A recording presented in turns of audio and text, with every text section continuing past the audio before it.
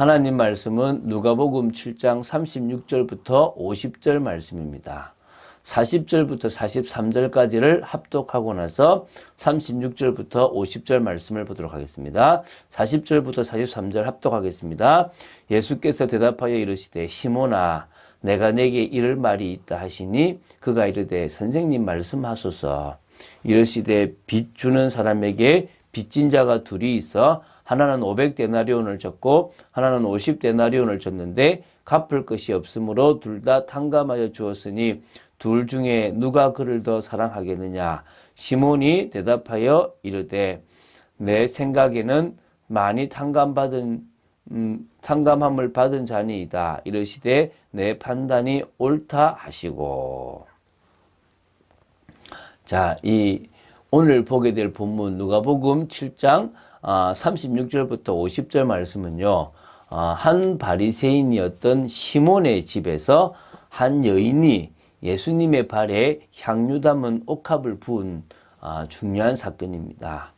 자, 예수님께서 한 여인에 의해서 기름 부음을 받으신 사건은 사복음서에도 다 나옵니다. 그런데 다른 이 누가를 제외한 마태복음 26장, 마가복음 14장, 요한복음 12장에 나오는 것은 오늘 보게 될 본문의 사건과는 좀 다르다고 보시면 됩니다. 어떤 거냐면 이 다른 복음서, 다시 말하면 누가복음을 뺀 세 권의 복음서는요, 예수님께서 죽음을 눈앞에 두고 있을 그 당시에 이 마지막 안식일에 유대 이 베다니에서 있었던 사건입니다. 그렇지만 오늘 보게 될 이 내용은 그보다 시간적으로는 훨씬 앞서는 갈릴리 정기 사역 중에 있었던 사건이라고. 다시 말하면 제자들을 파송하기 이전이 갈릴리 전기고 파송한 이유가 이제 후기라면 그 전기에 있었던 사건으로 보시면 됩니다. 또 시간과 지역이 다를 뿐 아니라 등장인물과 예수님께서 주시는 교훈의 내용도 또 차이를 보이고 있습니다. 그래서 다른 세 복음서는 어떤 거냐면 나사로의 누이인 마리아의 이 신앙과 또 그녀의 기름 부음으로 예수님의 죽음이 준비되어지는 그것에 초점이 맞추어져 있다고 딱 보면 되고요. 오늘 우리가 보게 될 이 본문의 내용은요, 어느 한 여인의 헌신적인 태도와 또 죄인에 대한 예수님의 사랑과 죄 용서에 그 초점이 맞추어져 있는, 그러니까 예수님의 장래와는 상관없다라고 보시면 됩니다. 우리가 받은 구원이 너무나 크고 감사하면 주님에 대한 사랑과 또 주님에 대한 은혜로 말미암아 진정으로 우리가 헌신하고 나아갈 수 있다라는 그런 부분이라는 겁니다. 그래서 사실은 참 또 다른 각도에서 중요하다고 볼 수가 있겠죠. 자, 36절부터 보겠습니다. 이제 이 바리새인들과 예수님은 좀 이렇게 쉽게 잘 어울리지 않습니다. 예수님은 독세 자식들아라고 바리새인들에게 얘기를 했고, 바리새인들은 예수님을 경계했거든요. 근데 한 바리새인이 예수님을 자기 집으로 초대를 해요.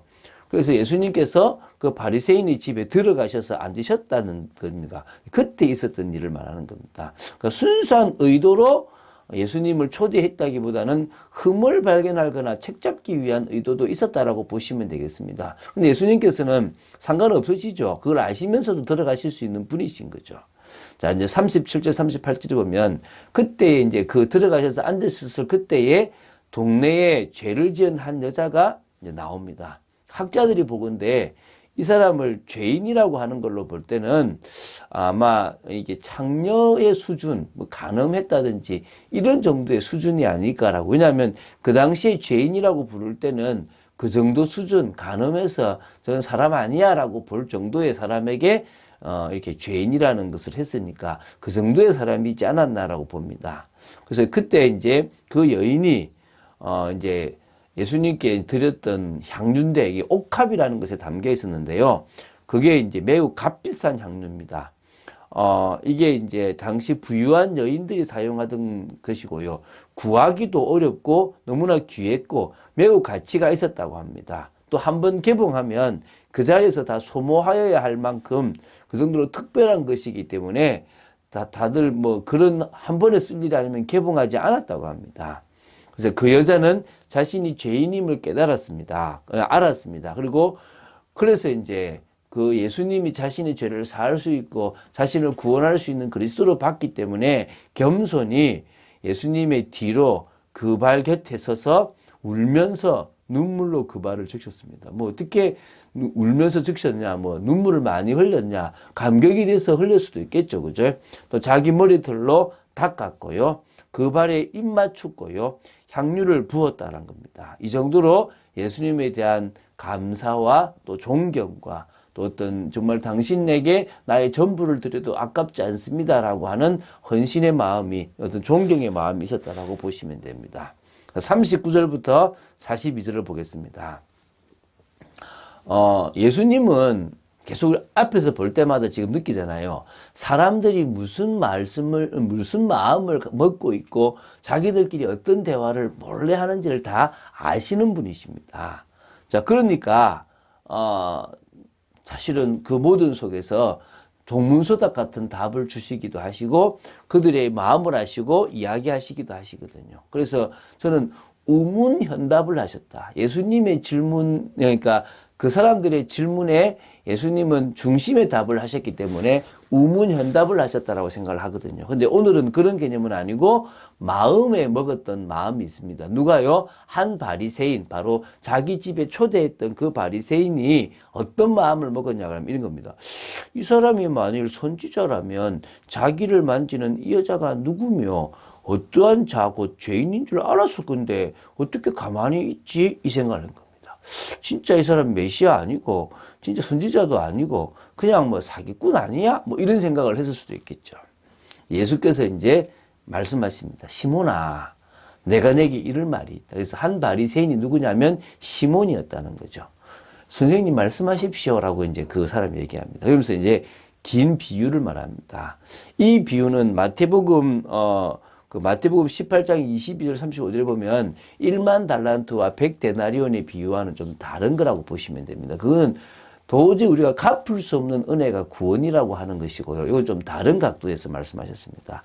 빚 주는 사람에게 빚진 자가 둘이 있어. 하나는 500데나리온을 줬고 하나는 50데나리온을 줬는데 갚을 것이 없으므로 둘 다 탕감하여 주었으니 둘 중에 누가 그를 더 사랑하겠느냐. 그렇죠, 그죠?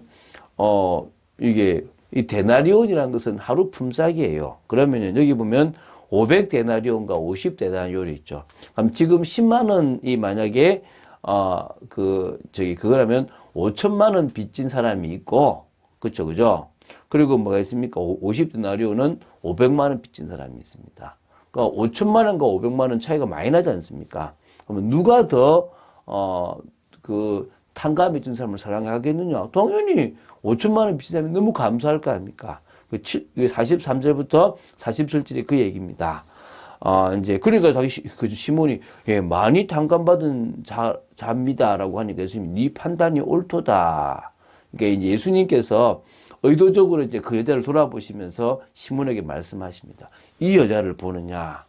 내가 내 집에 들어올 때에 너는 내게 발 씻을 물도 주지 아니하였을 때 이 여자는 눈물로 내 발을 적시고 그 머리털로 닦았으며 너는 내게 입 맞추지 아니하였을 때 그는 내가 들어올 때부터 내 발에 입 맞추기를 그치지 아니하였으며 너는 내 머리에 감람류도 붓지 아니하였을 때 그는 향유를 내 발에 부었느니라. 비교도 안 된다는 거죠. 너는 나에 대한 진정 내가 누군지도 모르고 내가 너에게 베푼 은혜도 제대로 모르니까 나는 그런 은혜 받을 필요 없다라고 생각하니까 아무것도 안 하고 그냥 손님으로 대접했지만 이 여인은 자신이 어떤 존재고 내가 뭘 할 수 있는지를 아니까 나에게 자신이 할 수 있는 최선을 다한 것이다. 그러면서 이제 오해가 조금 될 수 있는 47절 말씀을 하세요. 이러므로 내가 네게 말하노니 그의 많은 죄가 사하여졌도다. 이는 그의 사랑함이 많음이라. 사함을 받은 일이 적은 자는 적게 사랑하느니라. 잘 보면 사랑을 많이 하면 사함 받는다 이런 개념으로 보는데 그게 아니라 정말 주님에 대한 그 사함, 죄사함이 너무나 감격된 사람은 사랑을 베풀고 하는 일들이 많이 일어날 수 있다는 거죠. 그러니까 참은신의 역사 일어날 수 있다라는 얘기를 지금 하고 있는 겁니다. 그러면서 이제 48절부터 50절입니다. 예수님은 그 여자에게 죄사함을 받았다라고 선포하십니다. 그리고 당연히 앉아있는 자들 중에 속으로 이가 누구이기에 죄도 사하는가? 당연히 죄를 사할 수 있는 권세가 있으신 그리스도입니다. 하나님이십니다. 이제 예수님께 여자에게 내 믿음이 너를 구원하였으니 평안히 가라. 네가 이런 헌신을 할 수 있었던 것은 너의 믿음이었다. 너의 그 믿음은 올바른 믿음이다. 그 믿음이 너를 구원했다. 가라. 자, 오늘 우리도요, 이 여자와 같은 올바른 믿음, 죄인인 우리를 너무나 우리 사랑하셔서 구원해 주신 그 은혜에 대한 감격하는 믿음과 더불어 이제는 그것이 감사해서 주님을 사랑하고 사람들을 사랑하고 진짜 원수까지도 용서할 수 있는 그런 참원신이 되어야 될 줄로 믿습니다. 이번에 이제 비느하스라는 인물을 보고 있습니다. 우리는 거룩입니다. 우리는 정말 말씀 따라가는 겁니다. 성령의 역사 속으로 들어가기 위해서 몸부림을 치는 것입니다. 교회가 교회다워져야만 빛과 소금의 역할을 감당할 수 있습니다. 근데 우리가 아무리 착하게 하려고 해도 할 수는 없습니다. 그러나 할 수 있는 게 있습니다. 우리가 말씀을 따라가려고 하고 우리가 은혜의 자리로 나아가려고 하는 그게 우리가 하나님 앞에 해야 될 중요한 거룩입니다. 그럴 때 하나님은 우리를 세상과 다른 마음을 가지고 세상과 다른 삶을 살 수 있게끔 우리를 지켜주시고 역사하시고 우리의 의지를 강하게 하시는 것입니다. 여러분 자신이 강해지려고 하지 마시고 어떻게 하시라고요? 여러분은 은혜의 자리로 나아가십시오. 여러분은 말씀의 자리로 나아가십시오. 여러분은 기도의 자리로 나아가십시오. 그러면 바뀝니다. 잘 보십시오. 여러분 흥분하면 은혜의 자리로 나아가기 싫습니다. 여러분 막 복잡한 일이 있으면요 말씀이 안 들려옵니다. 여러분들이 지금요 짜증나는 일이 있으면 기도가 안 됩니다. 사단은 그걸 너무너무 잘 압니다. 누가 역사하지 않는 거죠? 성령이 역사하지 않는 겁니다. 그래서 저는요 짜증날 일이 있을 때 진짜 무릎을 꿇습니다. 화가 날 일이 있을 때요 빨리 기도 속으로 들어갑니다. 이유가 뭡니까? 그래야만 내가 삽니다. 그래야만 내 속에 성령이 역사하시는 겁니다. 오늘 우리의 인생을 주님께 맡기는 축복 있게 되기를 주 예수 그리스도 이름으로 축원드립니다. 주는 그리스도시요 살아계신 하나님의 아들이심을 고백합니다. 오늘도 한 여인의 향유를 부은 이 사건을 통하여 또 중요한 것들을 또 보고 나누게 되었습니다. 가랑비에 옷 젖듯 조금 진행되는 일이지만 저희들이 하나님의 뜻과 계획을 보고 인도받는 믿음의 사람들로 저희들을 세워주실 줄로 믿습니다. 오늘도 온전히 주님만을 바라봅니다. 주 예수 그리스도 이름으로 기도드립니다. 아멘.